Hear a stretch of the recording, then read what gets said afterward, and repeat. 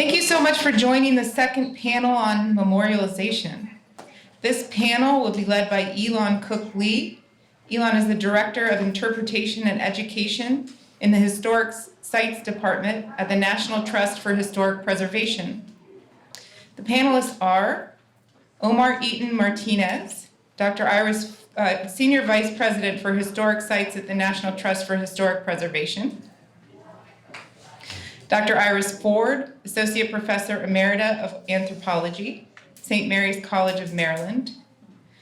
Dr. Michael Blakey, NEH Professor of Anthropology and American Studies, College of William and Mary. And Dr. Betty Kears, author of The Other Madisons. Please welcome our distinguished guests.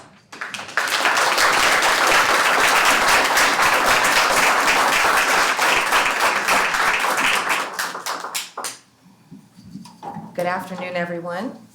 Good afternoon. I'm going to try that one more time. Good afternoon, everyone. Good afternoon. Thank you. My mom's a kindergarten teacher, and I was always supposed to be a kindergarten teacher, so I'm going to need your participation today. I'll try not to do any clapping exercises. I'll save that for another time. So, to get us started in this conversation about memorialization, I wanted to first take us back to the burial ground. So if I could just have quickly a show of hands, how many of you were with us at the burial ground maybe this morning? Part of the, maybe the sunrise group, or part of that not quite sunrise but still in the morning group, or those of you who went maybe around lunchtime, right when the mosquitoes started coming out. I like to think of those as the ancestors, just kind of going, remember me, you know, when you scratch, think about where you got that bite. So I want us to just take a moment to get back inside of our bodies in those moments when we were in the burial ground. But I want us to first imagine ourselves 5 years from now, returning to this place. And if you're comfortable, you can close your eyes, because I want us to use our senses for just a second. So it's 5 years from now, and we're standing in the middle of the burial ground, and I want you to think for a moment about, what does it sound like? Are you hearing different types of birds, tweeting, flying through the trees? Are you hearing cicadas? Different kinds of flying, chirping insects? Maybe one of those bullfrogs from last night. Do you hear the train, the sound of that train echoing in the distance? The wind in the trees? Do you hear laughter? How is that laughter feeling? Does it feel good and appropriate and just the right thing to hear? Do you hear crying?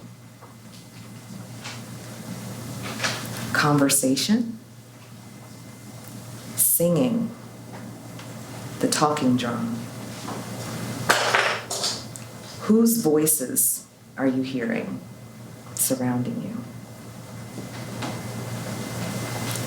Is it the voices of friends and loved ones? Or is it something softer that you can't quite describe?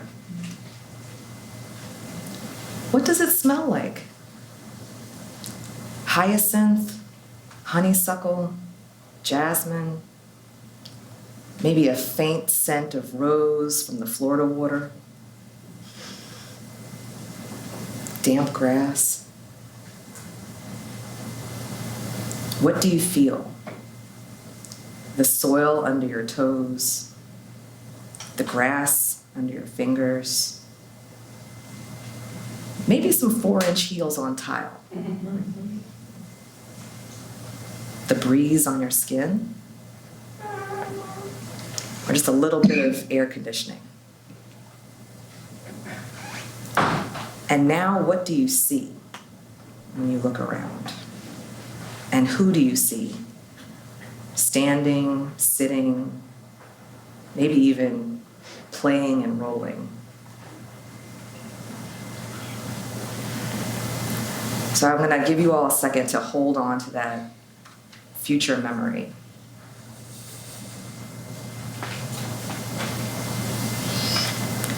And now let's come on back to where we are today.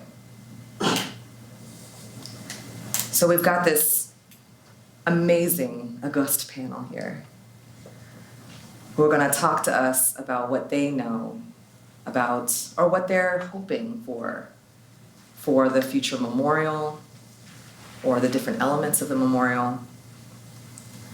And I want us to keep in mind our 5 years from now as we're listening to everyone, and think about how each of us can bring a little element of what we're hoping for into the stories and the experiences that we're going to hear from the panel.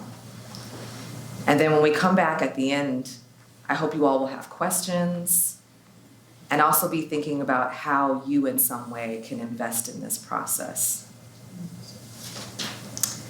So I'm going to pass this imaginary microphone over to Dr. Blakey first, who is going to talk to us about the clientage model and his ideas and the Memorialization Committee's ideas for how to shape the strongest possible process going forward. Thank you. James French and Larry Walker, representing the Montpelier Foundation Board and the Montpelier Descendants Committee, jointly invited, quote, subject matter experts and descendant communities from around the region and nation to share their experience with memorialization, archaeology of cemetery sites, and broader methods and themes for honoring the contributions of our ancestors. Invited them to a memorialization workshop in November of 2022. The Montpelier Descendants Committee formed the Memorialization Subcommittee that worked with those ideas, the ideas of the workshop and their own, to craft their own vision for memorialization of Montpelier's enslaved ancestors this year. It's my honor to represent the results of that intensive conversation to you today.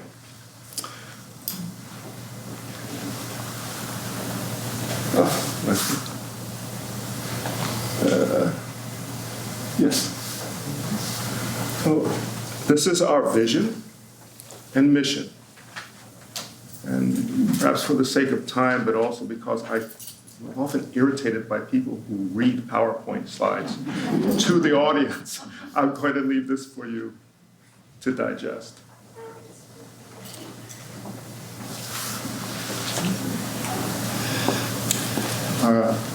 Vision and mission. And under that, and there are two components of the ideas for memorialization. The first you see here, this is the third category. The most intimate component has to do with the cemetery and monument. So these are the ideas for the cemetery and monument.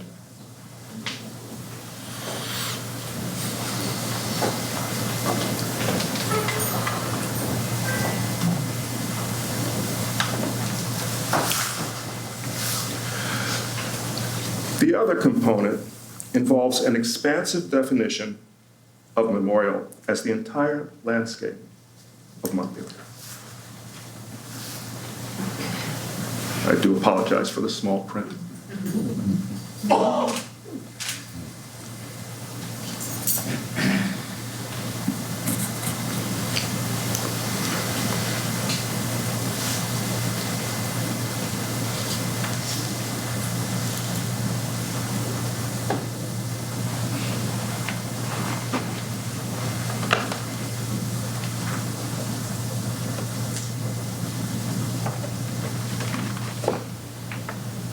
Do you want to read a couple lines just for the folks in the back?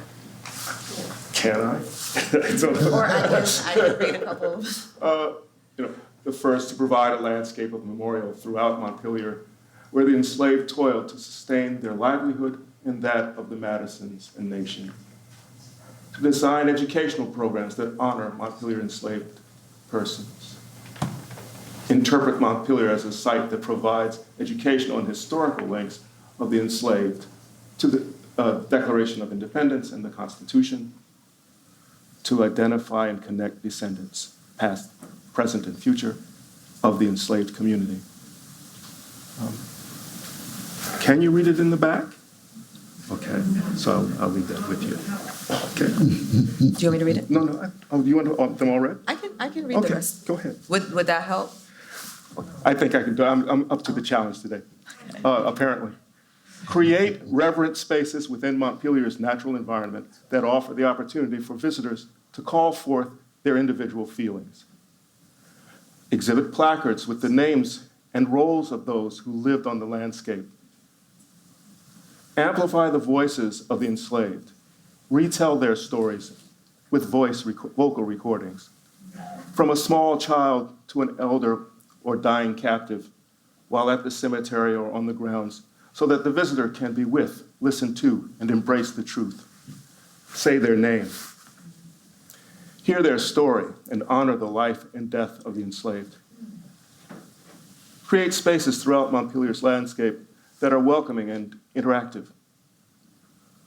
Consider the feel of the landscape, rustic or modern, with movement or pause that gets at the broad feeling of the place. Foreground symbolic elements embedded in the landscape. Trees on the landscape tell stories. Recognize the plants that mark the presence of loved ones who beautified sites out of respect and remembrance with artifacts, perennial flowers, periwinkle, and trees. Include the East Woods, family structure, residents, resistance, and escapees. And recognize and mark entries to Tibbstown, Jacksontown, and neighboring communities of freed persons.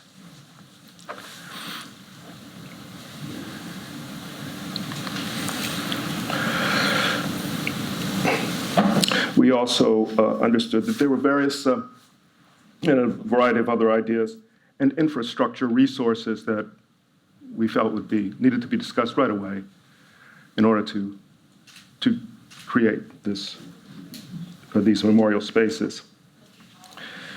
So finally, there was a careful discussion of decision-making.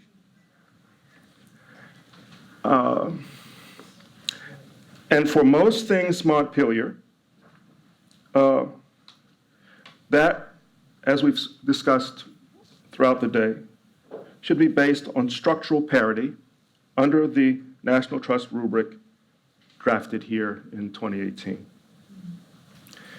The disposition of human remains, the cemetery, that first intimate part of memorialization, we felt and have decided should accede to the dignity of descendant stewardship of that intimate space, of their ancestral cemetery. And so for that, we have chosen to use structural parity, the clientage model, which you've also heard about a bit earlier. That was part of the root of the rubric. It was what we used in New York for the African burial ground 30 years ago, and it's continued with many descendant communities since that time. This principally allows the descendant community to be the steward of their ancestral cemetery and memorial. The idea there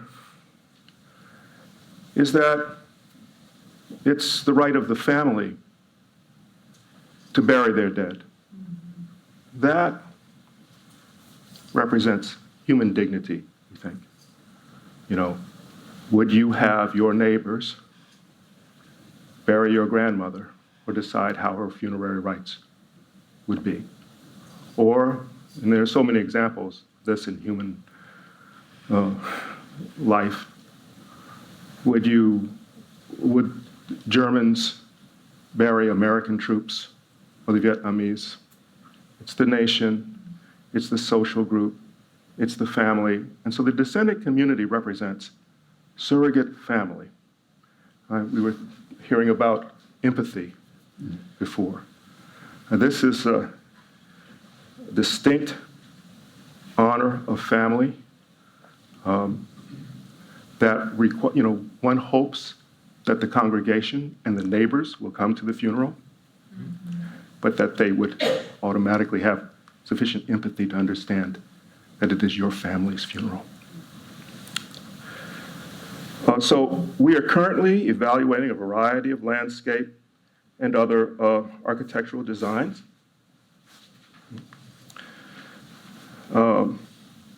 Assembled by Memorialization Project Director Allison James, for a more concrete idea of what these ideas might mean in real and built space. The next step will be to invite proposals, RFPs, from architects and artists who will bid on a variety of these elements.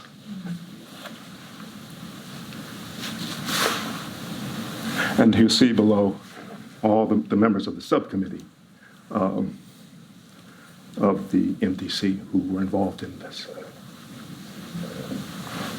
Thanks. Thank you.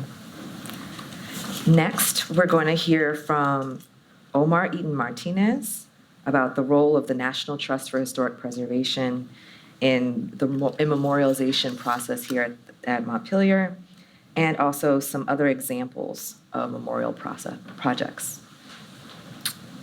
So we're going to start off by showing a video of what I just described as Black joy. And I think the memorialization process can lead to that when done with the right heart and mind.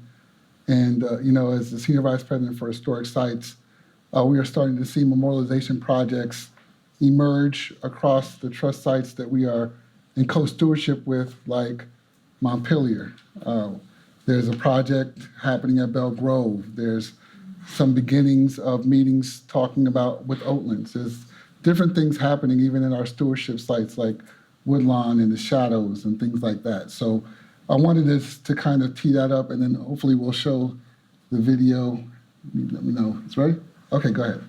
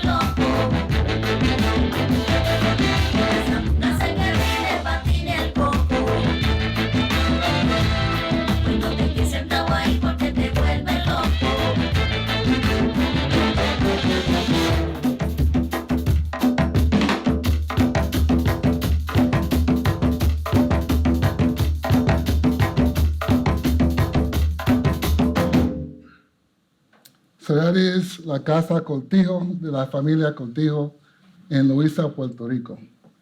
Puerto Rico is the place where both my parents were born and raised, and that's where my most immediate ancestors are. I'm still working on going down further the line. But El Ancon is a descendant-led project. right, by the Cortijo family. So the story behind El Ancon is that it used to be an historic barge in Luisa. Luisa, now known by many as sort of this black enclave in Puerto Rico, one of many, but probably the most popular one. And prior to the mid-1980s, for people to go from Luisa to San Juan, they had to cross the Rio Grande or cross this historic barge. Well, this barge was always operated by a black family for many, many years. Then they built a bridge, right? So then there goes the barge. The barge is left alone, nobody's neglected. So then the descendants of that family that used to run that barge decided to take action. And they pulled in the help of many people, and they were able to do what we call an adaptive reuse of that space. And that's what you just witnessed in the video. It's a cultural center, it's an art center. It focuses on Black culture, Black art. It also does mangrove restoration on the river. So it's science and STEAM, all of that involved. And we've done some research that leads us to believe that during the times of enslavement, captured Africans were brought on that port, right? So we have all those connections. So the memorialization is them taking that space, having the descendant family have agency, and decide how this would best serve the communities. And that's what you saw. And that's why it's Black joy, right? Because when the descendants lead it, that's the manifestation of it. When others get involved and they get in the way and they start to mire, then it turns out to something different. And so this is one of the things I'm so excited about with the Descendant-led project here in Montpelier and the huge, wonderful thinking that's happening and what's going to happen in the future, the memorialization here at Montpelier. So the next slide, okay, cool. So the next slide, I think, is me in my Air Jordans and T-shirt holding a machete, maybe. Is that good too? Okay, cool. So this is La Hacienda Manatí. Hacienda is the Spanish word for plantation. La Hacienda Manatí is run by Para la Naturaleza, which is sort of the National Trust version in Puerto Rico. And they have gotten monies from the National Trust, specifically the African American Cultural Heritage Action Fund, to do reinterpretation of that site, uplifting the voices of the enslaved, engaging the rubric that was created right here at Montpelier to start to tell the truth about the stories of the enslaved people, which many still live in Manatí, right? They're right there, and they've been neglected for how many years, right? And so now they're trying to do that type of repair work, and what you see me holding is they have this huge machete exhibition with like 300 different machetes. Machete is a very particular object for us, right? It was definitely an object that we used to cut cane under very arduous labor conditions, to say the least. Was also a tool of freedom when it came down to that, right? When we had to fight back against the oppressor, against the enslaver, that was a weapon. And so they have a huge exhibition with that. Then what you see next to it is this textile. And what the textile represents is the memorialization piece for the enslaved. So that textile is cut out in the shape of the main door when you enter the main house of La Hacienda. And what they did was they took a textile and they put it in a wooden frame, they laid it flat. So when you come into the big house, it's an open space and it's on an exhibition. And what they did is they started to put words on that textile. What that word is that there's a tradition during that time of enslavement there where whenever an enslaved had an ought against the enslaver, they were able to take them to sort of a court. And so all those words you see are their complaints, right? So this exercise, it doesn't just memorialize their existence, it memorializes their agency. And that's really important for us too, because we can say that we existed, which is great, but we existed in power within all this turmoil, within all this tragedy. All right, next. And lastly, that's one of the sites that I worked for prior to coming to the trust last year in the Department of Prince George's County Parks and Rec. That's the Marietta House Museum. That is historically known as the home of Gabriel Duval, who is a former Supreme Court justice, former congressman. He was sort of known for writing a dissent against Taney in terms of what he wrote in against slavery. But what really is complicated about him is that this is the complexity of white supremacy, right? You have somebody who does that while holding slaves, right? And so what we did there is we don't have a picture here, but there's actually inside, we did some research and we started to get names of these human beings that were captured, enslaved, and in space. And those are listed inside, but what you see are people putting their fingers in the handprints left by the bricks, right? And so we did an exercise at PG Parks and Rec where we wanted to do an inclusive interpreter framework. And part of that exercise is to recognize our assets that we use, our material culture, our objects, our spaces, to tell these fantastically wonderful stories of tragedy and triumph. And so one of the things that we were not using were the fingerprints, which were, you just don't find those anywhere, right? That is something very big. And so we started incorporating that as a list on our assets, and they incorporated that in the regular tour. So now people have the opportunity, when it's appropriate, especially descendants, African descendant folks, to put their fingers in that place. I can't do anything more than immerse you than that.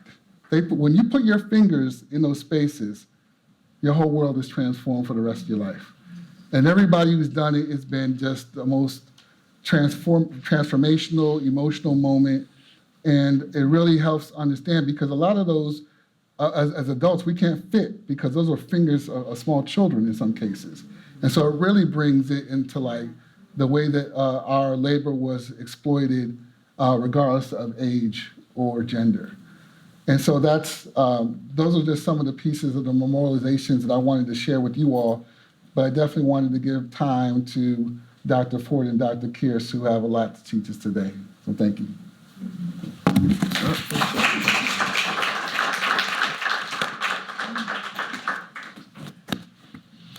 And now we'll hear from Dr. Iris Ford, who's going to talk to us about memorialization and the landscape. Yes, landscape as commemoration. And you'll tell me if you have issues hearing my voice. Just tell me. Can you hear me? Yes. Okay, so good afternoon, everyone. I wondered what you were thinking when you drove into Montpelier today. When you reached that point where the big house is straight ahead, so romanticized that people want to marry at work camps such as this one. Now, if you're already married, or you have been married and you're over that, you might be thinking, do I go left or right? Where is the parking? The romance of the place fades as you scramble to check out Google Maps. If you're my cousin Madeline, who's sitting right here in the front, you need to get from the archaeology lab to the visitor center. You're excited about getting in your 5,000 steps. If you're Iris, well, you wonder, where is Matt with that golf cart?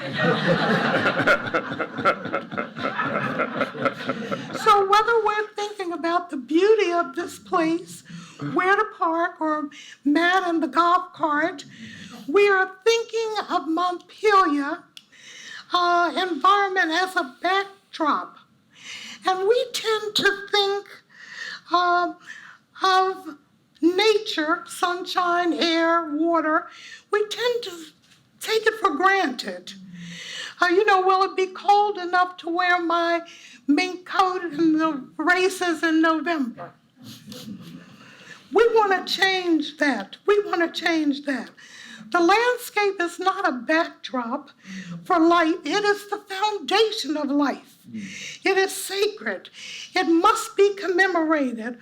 All 2,700 acres, not just the big house and formal gardens and the South Yard, and not just the Madison Graveyard.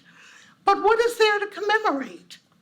If you were to hitch a ride with Matt in that golf cart, what would you see? What would you learn? Well, I wonder what our ancestors would have thought about the landscape 200 years ago. Where we see a bunch of trees, they would see a refuge for hunting, a form of resistance, sustenance. They would see shouting in the woods spirituality, a form of religion. To paraphrase Frederick Douglass, how we can sing the Lord's song in a strange land. They would see a way out of no way. When was the last time you looked up? I mean, I know you do it at church.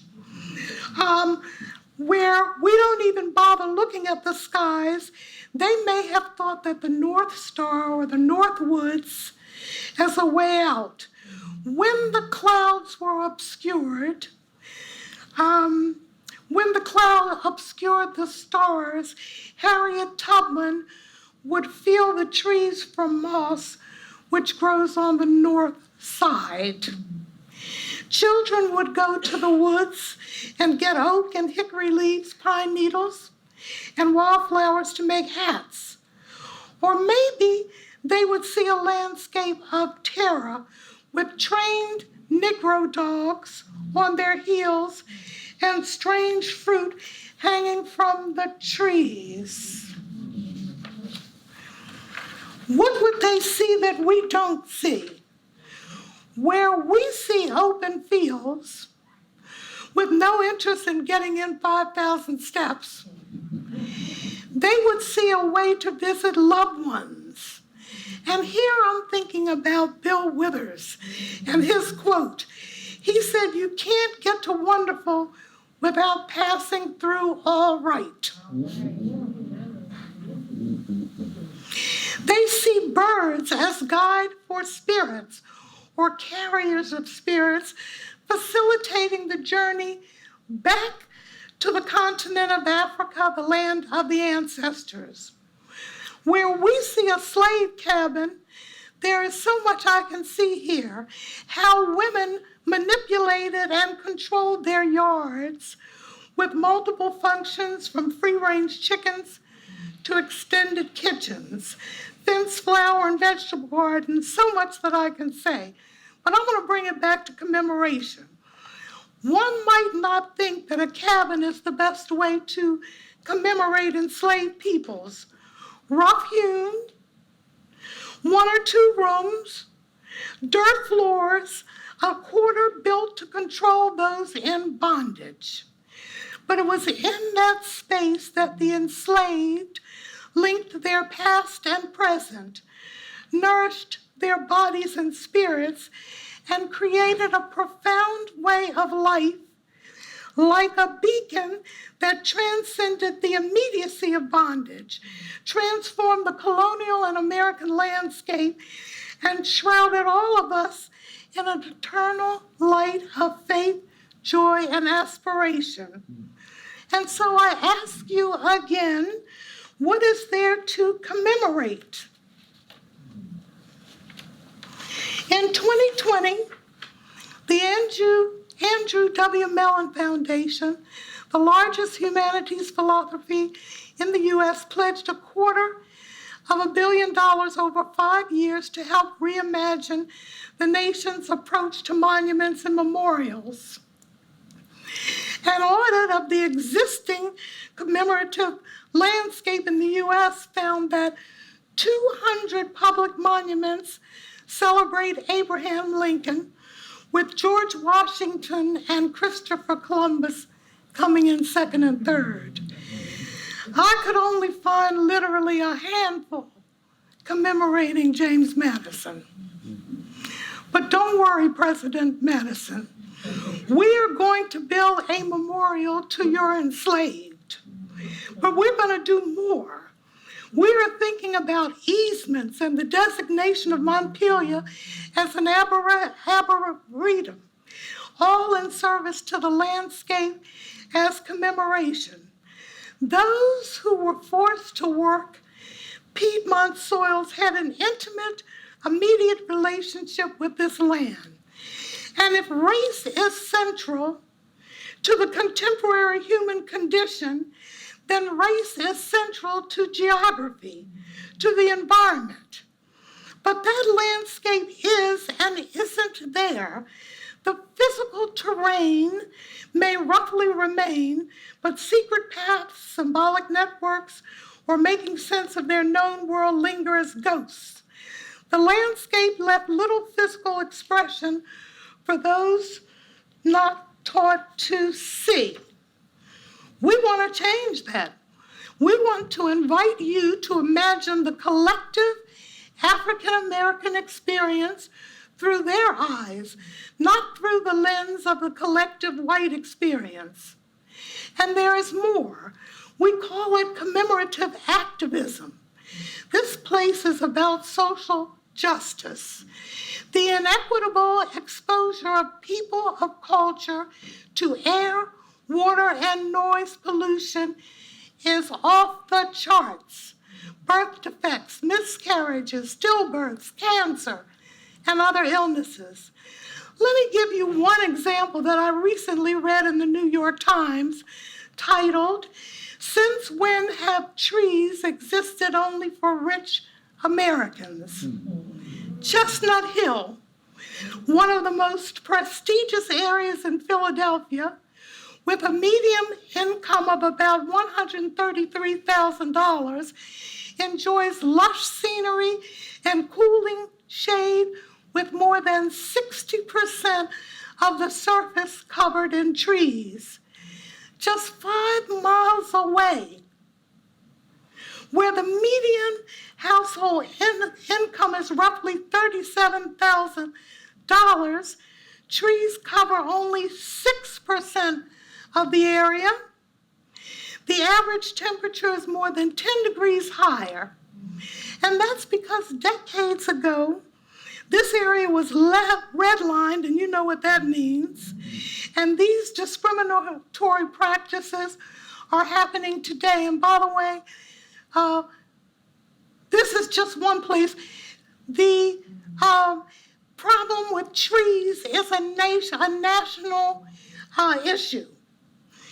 So I want you to listen to this. It's called The Natural World by G.E. Patterson. And I want to read this because it's so important that we think about, we think about our trees and our environment. Do we have any children in this room? You know I'm on a curse, so that's why I'm asking. I can paraphrase if there are kids in the room. The Natural World by G.E. Patterson. You got trees all dappled with sunlight and shit. You got trees green with lots of leaves.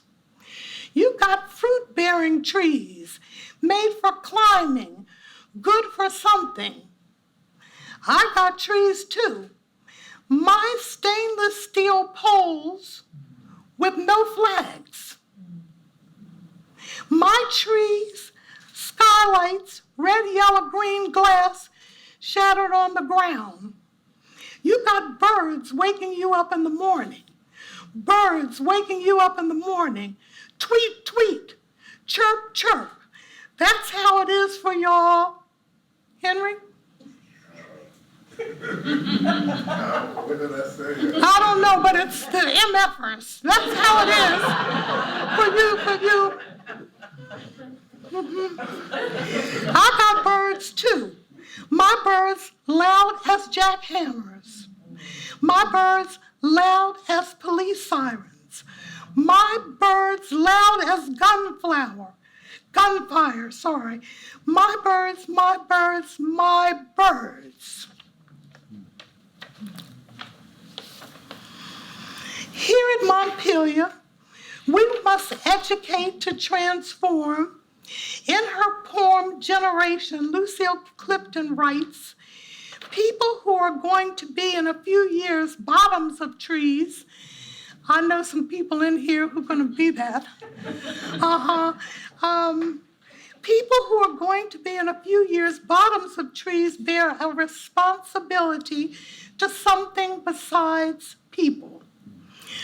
I think I can speak for the leadership of Montpelier, Cousin Hassan and Reverend Larry, and the chair of Memorialization, Cousin Henry, when I say that it's not just about easements, arboretum, and forgive me, dead people. It's not just about marketing. It's about environmental justice and a broader goal of social justice, as Michael Blakey has reminded me.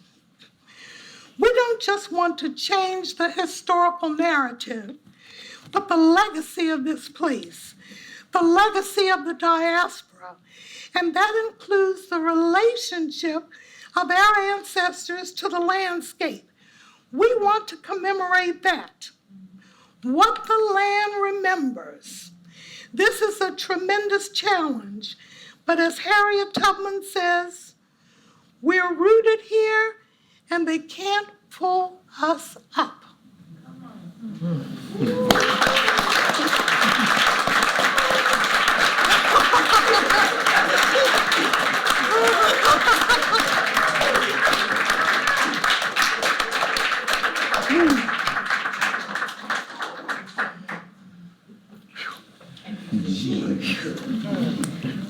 Any chance we can change the word love at the entrance to justice? Yes. Just us. So thank you so much, Dr. Ford. And next we have a few words from Dr. Betty Kiersey, who's going to share with us some stories about personal and family experiences here at Montpelier. I'm hoping you will join me in this deeply personal experience, particularly those of you who were at the Montpelier Cemetery. The name has been changed. I'm on the Memorialization Committee, along with Dr. Blakey, and under the leadership of our chair, Henry Anglin. And it has been enlightening and rewarding. So we have discussed having a monument and or some sort of structure. But our aim is for Montpelier's entire landscape to be a temple where visitors, especially descendants, can come to honor the enslaved people who worked, lived, and died here. But what I want to share with you is not about monuments and structures. It's about why I try to do my best to honor my enslaved ancestors by how I try to live my life. I grew up under my family's credo, which is always remember, you're a Madison. You come from African slaves and a president. As a child, I'm pretty sure those words were intended to get me to behave. When I got a little older, I came to understand that those words were really about living up to a special legacy. But by the time I was middle-aged, I was haunted by the credo's unspoken message. Powerful white men made personal use of vulnerable Black women. I first came to Montpelier in the 90s, and the moment I set foot on the soil where my ancestors had worked, I walked and worked some 200 years earlier, I felt that I belonged here and that Montpelier had much to teach me. On that visit, I asked so many questions about slavery at this place that I was directed to the then director of archaeology, Lynn Lewis. She answered my questions and then offered to take me to the slave cemetery. But I declined. I was not ready. Years later, after traveling to Lagos, Portugal, where the transatlantic slave trade began, to Ghana, West Africa, where my family's oral history says that Mandy, my family's first African ancestor in America, was born, to Baltimore, Maryland, where a replica of a slave ship sits in a museum, and to New York City, where an African burial ground, like it's 18th century African burial ground, had recently been discovered.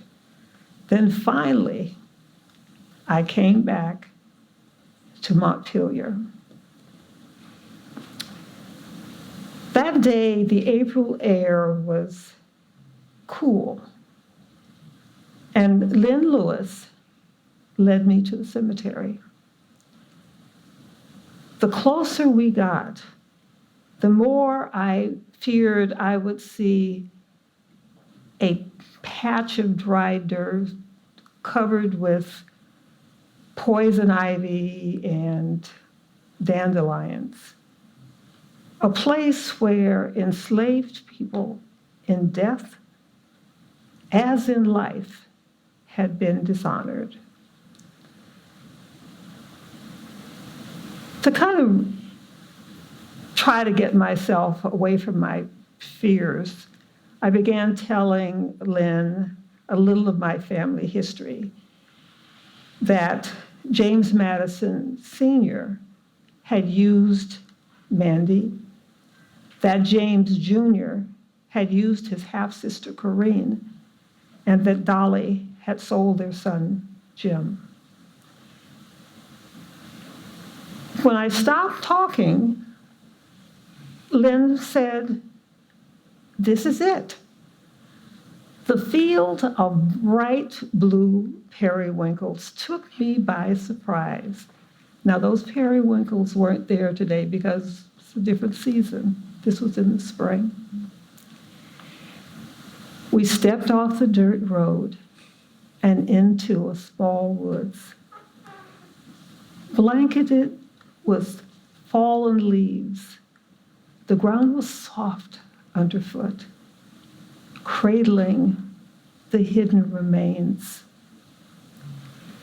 Lynn guided me further in. Careful we did not kick the headstones and footstones, crude chunks of white quartz, all oriented east to west. We stood in a kingdom of many trees, but only one of them called to me. Its trunk was broad and its thick branches were pregnant with pale leaf buds. I approached it, reverent. Nestled at the base was a stone the color of raw flesh, its uneven surface shiny and smooth. I knelt down and touched the rock.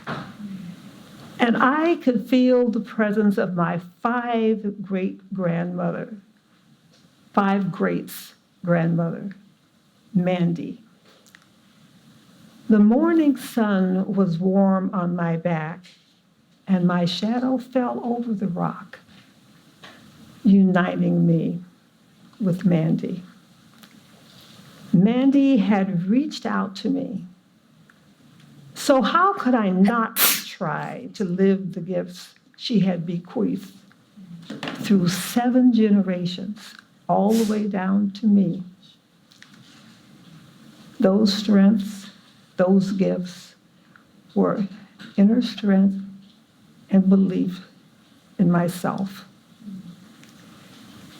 Monuments and structures are important, but every Black American is a memorial to our enslaved ancestors. And as you have probably heard before, we are our ancestors' wildest dreams.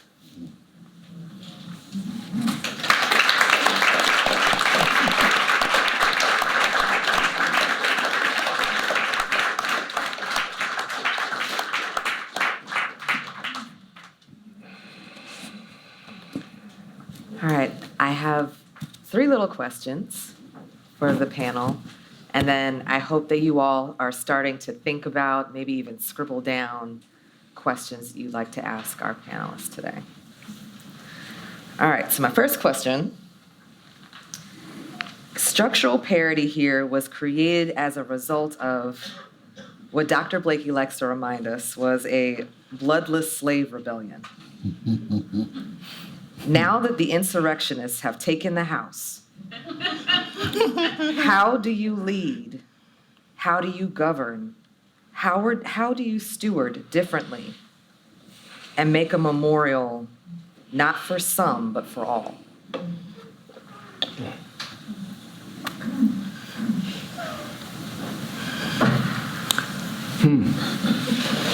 Well, I would touch on that first characterization that I stand behind, with the idea that why would a slave insurrection or rebellion be shunned if it could be bloodless?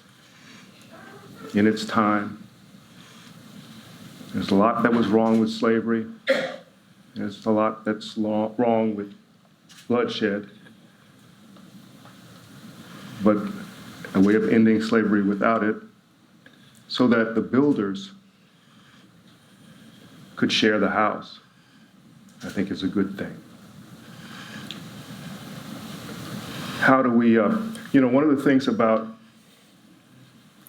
although there are outliers, one of the things about African American history that's interesting, you look at Frederick Douglass or any of the number of others come after as leaders, King, they never did what Thomas Jefferson in his notes on the state of Virginia feared in his chapter on manners. It's a 2-page chapter. I recommend everyone read it. It's about slavery. And, he said, ultimately, he feared that with a turn of fate, the enslaved would multiply, turn against their holders, and brutalize them as they had been brutalized. And in that, he said, were that to happen, no just God would stand with us. It's a near quote. But he continued enslavement. And this is a kind of white American paradox. But these African American leaders never stood for that. I think Nat Turner was desperate. He did what he had to do. But they spoke for equality. When they marched into Richmond, they spoke about human equalities, these Black Union troops, for the first time as a federal government voice. Because when they said equality, they meant everybody. So they began the discussion of real equality as opposed to what we were hearing about earlier from our legal experts on the Constitution. I think that's the same, that tradition of activism for equity is the same tradition from which our current reversal of fate, I think Jefferson called it something like that, is derived here at Montpelier. The fact that the descendants of the enslaved have 50% of the authority. What could be more fair than that? There was debate, I don't know, at the summit about that. I have a colleague, I won't name her now, wonderful leader of descendant signage and history, who said, well, maybe the descendants should have 51%. But we were not able to justify that. And so we went with what seemed just. Although, as I mentioned, this is more like the plural democracy. Maybe it's related to Lonnie Guinier's concern for the tyranny of the majority. I'll just say that in passing. That a plural democracy recognizes the value of difference. This is not the same as segregation. Different people have different interests in the plural collective that need to be honored. And so the clientage model that I mentioned in relationship to the human rights of descendants represents that. So it's all about forms of equity, and I think that's what we're here to do. Yeah, I would say that one of the opportunities that we have with this effort and others is to really think deeply about decolonizing how we govern. How do we take these superstructures that we've all been socialized to think that are okay, push back against them, tear them down, and build something more equitable? Back in April, I was invited to participate in a conference led by the Institute of Genocide and Mass Atrocity Prevention.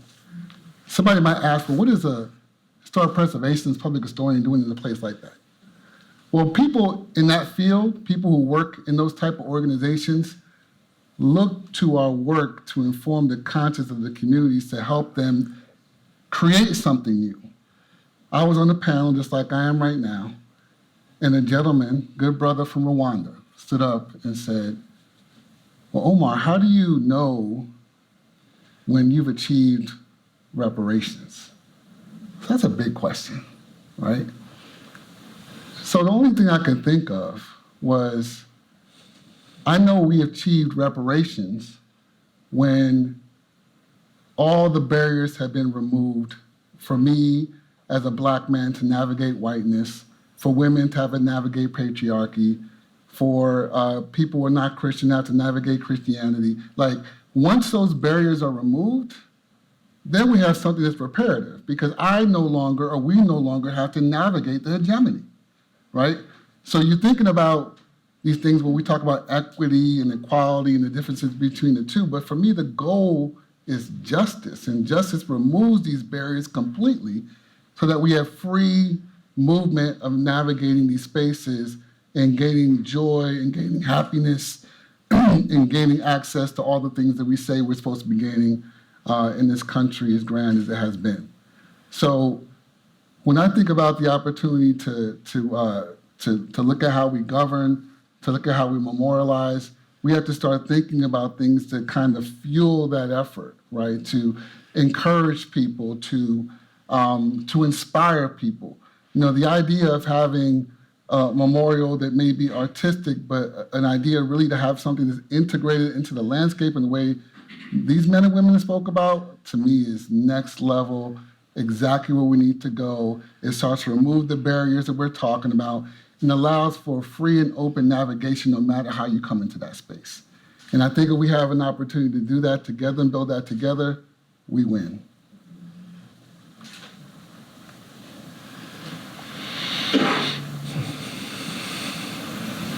I think I have time for one more question. Where'd Allison go? Oh, there you are. Okay, all right, cool. So kind of in a similar vein, what type of tone are you all hoping the future memorial will strike? what do you hope it, or as we imagine that it'll be a plurality of elements, what do you hope this experience will provoke in visitors as they come, either in person or are able to experience it from wherever they are?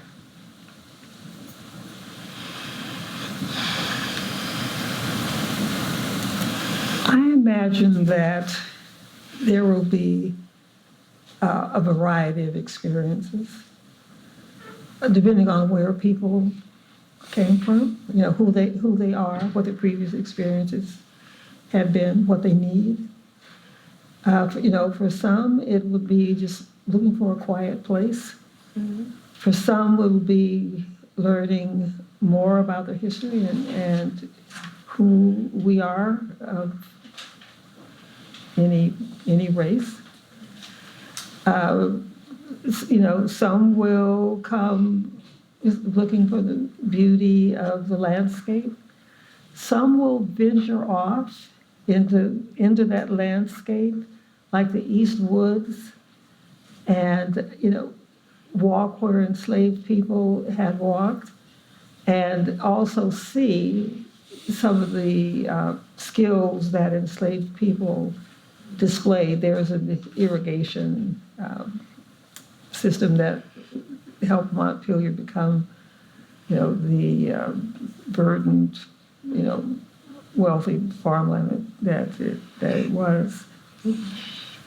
Some might come and scream. There's a lot of pain and a lot of anger, in our history. And I imagine you could get Chicken Mountain or, kind of far off and just scream freely.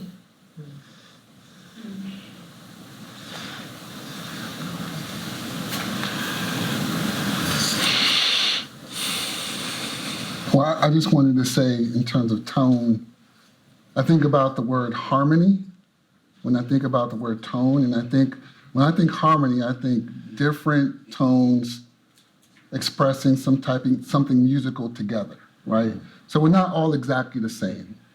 And I think if we can start to think about these musical tones in that way, we're moving towards an idea of justice, we're moving towards that idea of liberation, then those are the type of tones we have to seek out together in order to be able to make that space powerful and long-lasting. I think a lot about the ability of that harmony allowing us to see the humanity in one another.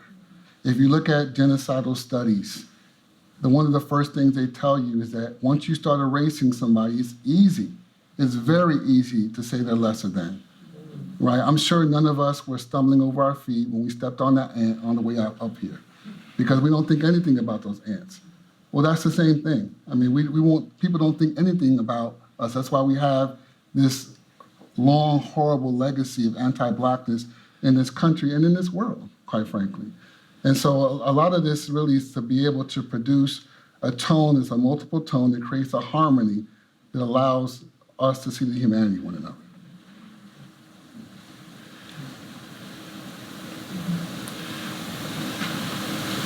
I have one last question, but I'm going to save it just in case we have anyone in the audience who has something to. Thank you, everyone on the panel, for your presentations, and I respect everybody on the panel and what you bring to this conversation. I'm particularly excited about what comes next with this process for memorializing my ancestors.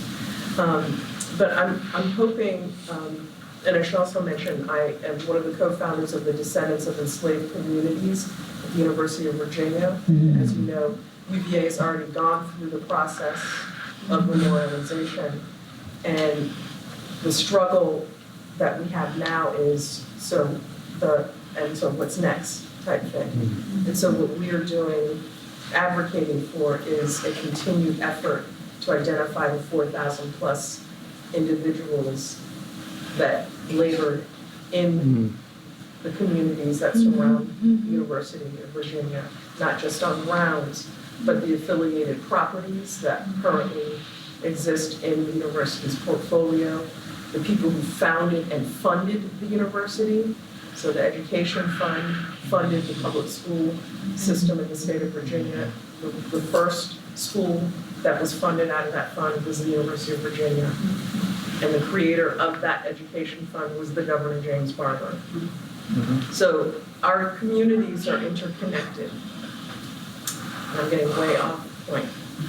I understand that Montpelier has a strategy called the 4 pillars, and I wonder, just sort of in the fear of, okay, you've gone through the effort of doing memorialization, what's next? Can you tell me a little bit more about, you know, that strategy? And I know we have members of the board of the Montpelier Foundation up on stage, but also representatives from the Montpelier Descendant Committee.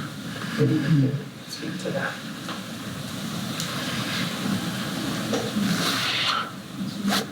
Well, the board is,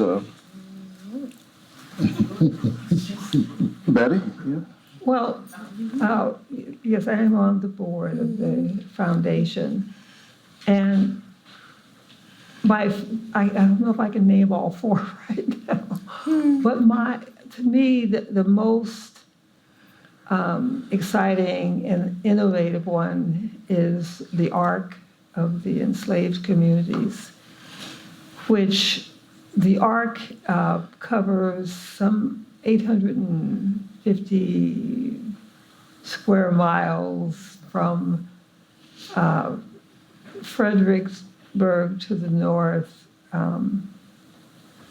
Richmond to the south, and the Blue Ridge Mountains to the west. And Montpelier is sort of a focal point. I don't know if it's actually in the physical center of this arc, but it is sort of the pivot point from which other enslaved communities will be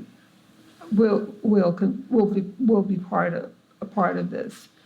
This is a very historically important region because during the founding era,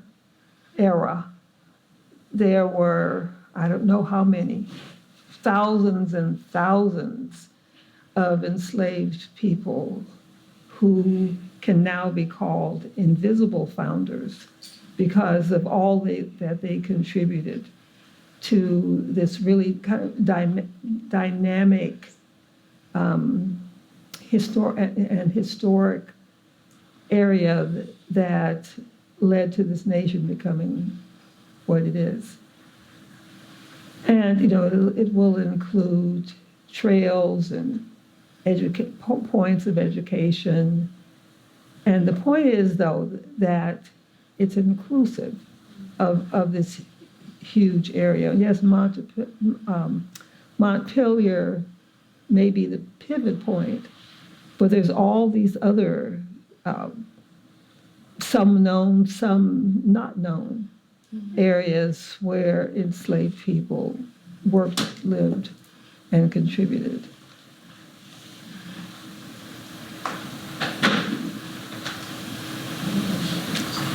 You know, I'm trying to remember the pillars, I'm sorry, I do know them.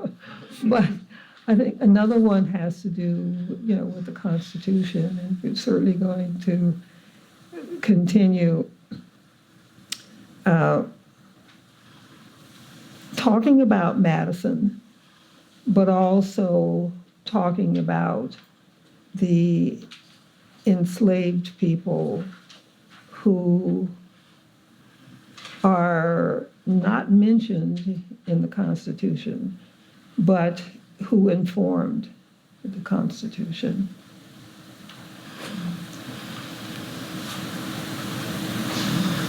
Can someone else name the other 2? And reimagining the tours. Oh, how can I forget Memorialization? Oh, my gosh. We've been talking about that. How can I forget Memorialization? Yeah, okay. That's right, new CEO. What did you say? I just said, that's right, new CEO. Mhm. She got it. Oh, We yes. got it all covered. Mhm. Do we have Yeah, okay. So I'm sure there are lots of other questions, and these wonderful people will be here for a little bit longer if you have more questions and thoughts. But I do want to bring us back to how we started, and hope that you all will continue thinking about ways that you can be involved in the memorialization process, the project itself, the spaces here at Montpelier. Because as I think it was Dr. Jeffries reminded us earlier that, what is it, 5 million, 4 million, 10 million, 5? 5.8.27 million dollars sounds like a lot, but it is not. When you think of all the many things that must be done, but also when we think about the many generations into the future that we want this process, that we want these memorials to impact. So thinking about the ways that everyone must somehow be connected with this work. Otherwise, who is it for? So I hope you all will keep those things in mind as you're heading home today. And with that, I want to say thank you to our wonderful panelists.